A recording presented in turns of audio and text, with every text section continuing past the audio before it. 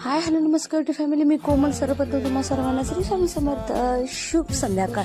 तर आज आहे गुरुवार आणि बरेच दिवस झालं गुरुवारचं स्पेशल काही बनवलंही नव्हतं आणि मलाही खायचं असं मन झालेलं आणि सगळ्या गोष्टी घरात होत्या, त्यामुळं खूपच मजा आली बनवण्यासाठी पण आणि खाण्यासाठी पण. तर सर्वप्रथम छान मैदा घेतलेला आहे, रवा, थोडंसं गव्हाचं पीठ आणि त्याच्यामध्ये थोडंसं तेल घेतलं आहे, मीठ घेतलं आहे आणि आंबटसर आपलं दही असतं ते आणि दूध थोडंसं असं करून छान कणिक मळून घेतलेले आहे. थोडं बघू शकता तुम्ही की काय करायचं आहे आणि काय नाही. त्यानंतर न वाटाणा इतका फ्रेश होता ना, काय करावं काय समजेना. त्यासोबत म्हणून छान असं आलू मटर ग्रेव्ही असं करून टाकलं. छानच झालं ते, तर मस्तच झालं खायला. आणि घरगुती मसाला मी गरम मसाले शाही मसाला मी केला नव्हता, त्यामुळं रेडीमेडच वापरलेलं होतं. त्यानंतर ही भाजी छानशी अशी बनवून घेतलेली होती.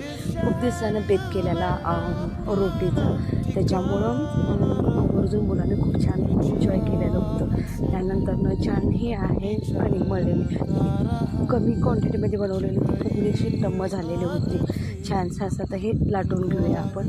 पुढे बघू शकता नेमकं मी काय करायला लागले आणि काय नाही. आणि मी सांगितलेल्या पद्धतीनं पिठं जे घेतलेलं आहे त्या पद्धतीनं एकदा नक्की ट्राय करून बघावं. ही रोटी खरंच हॉटेलला सुद्धा मागे पडेल, इतकी टेस्टी आहे, इतकी सॉफ्टमध्ये होती. आणि आज होता छान असं रोटी आणि ह्या ग्रेव्हीची भाजी आणि मस्त मटर पुलावही सुद्धा केलेला. त्याची रेसिपी मी नेक्स्ट व्हिडिओमध्ये तुम्हाला दाखवेन.